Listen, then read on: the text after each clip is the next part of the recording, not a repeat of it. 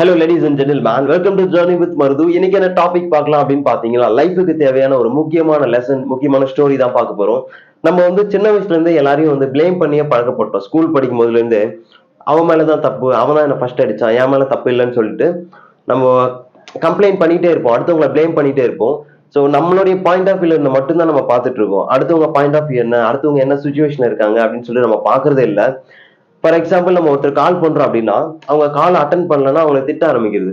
என்ன திமிரு பத்தி அவனுக்கு, நம்ம கால் பண்றோம் ரெஸ்பான்ஸ் பண்ண மாட்டான், அட்டன் பண்ண மாட்டான், ஈகோ அவனுக்கு, இவன் கால்லாம் எடுக்கணுமா அப்படின்னு சொல்லிட்டு நம்மளே திங்க் பண்ணிக்குவோம். நம்மளுடைய பாயிண்ட் ஆஃப் வியூல இருந்து மட்டும்தான் பார்ப்போம். அவங்க வந்து ஹாஸ்பிட்டல்ல இருக்கலாம், டெம்பிள்ல இருக்கலாம், இல்ல இம்பார்ட்டன்டான மீட்டிங்ல இருக்கலாம், தூங்கிட்டு இருக்கலாம். ஸோ அவங்க என்ன பண்றாங்கன்னு நமக்கு தெரியாது இல்லையா? ஸோ அடுத்தவங்க வந்து ஈஸியா பிளேம் பண்ணாதீங்க. அதுதான் நம்ம பண்ற பெரிய மிஸ்டேக். நம்ம எப்போ அடுத்தவங்களை பிளேம் பண்ணிட்டே இருக்குமோ அப்போ வந்து நம்மளே வந்து வளர்றத வந்து தடுக்கிறோம். நம்ம லைஃப்ல சக்சஸே ஆக முடியாது. Captain MS. தோனி வந்து ஒரு கோட் ஒன்று சொல்லியிருப்பாங்க. அது என்ன கோட் அப்படின்னா, don't blame others, focus your self அப்படின்னு சொல்லியிருப்பாங்க. நீங்க எப்போ வந்து உங்களை ஃபோக்கஸ் பண்ண ஆரம்பிக்கிறீங்களோ அப்பதான் நீங்க வந்து வளர ஆரம்பிக்கிறீங்க, அப்பதான் உங்களுக்கு சக்சஸ் கிடைக்கும் அப்படின்னு சொல்லியிருப்பாரு. நீங்க எப்போ வந்து அடுத்தவங்க மேல பிளேம் பண்ணிட்டே இருக்கீங்களோ அப்போ வந்து ஏதோ ஒரு காரணத்தை தேடுறீங்க. நீங்க தோல்வி அடைய போறீங்க உங்களுக்கே தெரிஞ்சு அடுத்தவங்க மேல எப்படி அதை பழிய போடலாம் அப்படின்னு சொல்லிட்டு ஒரு காரணத்தை தேடுறீங்க அப்படின்னு சொல்றாங்க. ஸோ நீங்க உங்க மேல ஃபோக்கஸ் பண்ணீங்க அப்படின்னா கண்டிப்பா நீங்க ஒரு மெச்சூரான பர்சனா இருப்பீங்க. நீங்க வந்து லைஃப்ல சக்சஸ் ஆவீங்க அப்படின்னு எம்.எஸ். தோனி அவர்கள் சொல்லியிருப்பாரு. ஒரு சின்ன ஸ்டோரி ஒன்று சொல்றேன். இந்த ஸ்டோரி கேட்டதுக்கு அப்புறம் உங்க லைஃப்ல சின்னதா ஒரு மாற்றம் இருக்கும் அப்படின்னு சொல்லிட்டு நான் முன்னாடியே சொல்லிடுறேன். ஒரு 50 வயசு அப்பா வந்து தன்னுடைய பையனை தூக்கிட்டு ஹாஸ்பிட்டலுக்கு வேகமா ஓடி வராரு.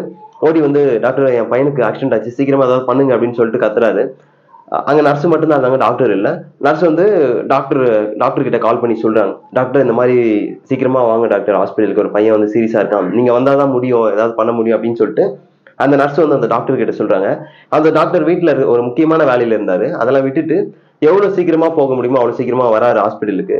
வீட்லயே வந்து அந்த ஆபரேஷன் தியேட்டருக்குள்ள போறதுக்கான ட்ரெஸ் எல்லாம் வீட்லயே வந்து போட்டுக்கிட்டு வேகமா வராரு. எங்கேயுமே நிக்காம ஸ்ட்ரைட்டா ஆபரேஷன் தியேட்டருக்கு தான் போறாரு. போன உடனே அந்த பையனோட அப்பா வந்து கேட்கிறாரு, ஏன்னா இவ்வளவு லேட்டா வரீங்க, என் பையனுக்கு ஆக்சிடென்ட் ஆச்சுன்னு உங்களுக்கு தெரியல, கால் பண்ணி சொன்னாங்கல்ல, ஏன் இவ்வளவு லேட்டா வரீங்க அப்படின்னு சொல்லிட்டு பிளேம் பண்ணிட்டே இருக்காரு. அந்த டாக்டர் திட்டிட்டே இருக்காரு.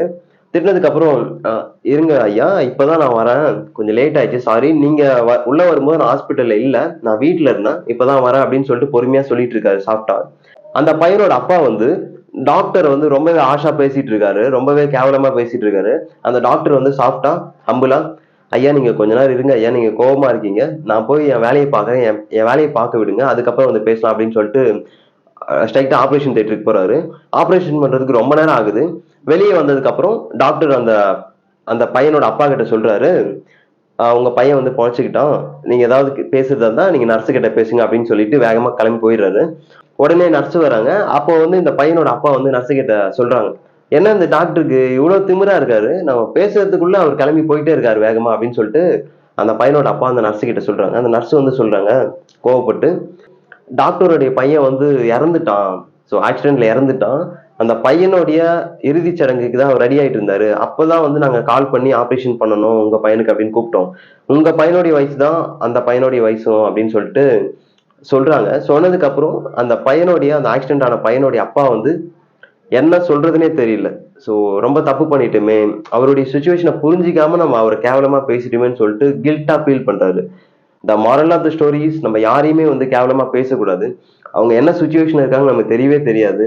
ஸோ அவங்களுடைய பாயிண்ட் ஆஃப் வியூல இருந்தா பார்க்க கத்துக்குங்க. அப்பதான் நீங்க வந்து லைஃப்ல ஒரு நல்ல லெவலுக்கு போவீங்க அப்படின்னு சொல்லிக்கிறேன். ஃபார் எக்ஸாம்பிள், லவ் கூட எடுத்துக்கலாம்.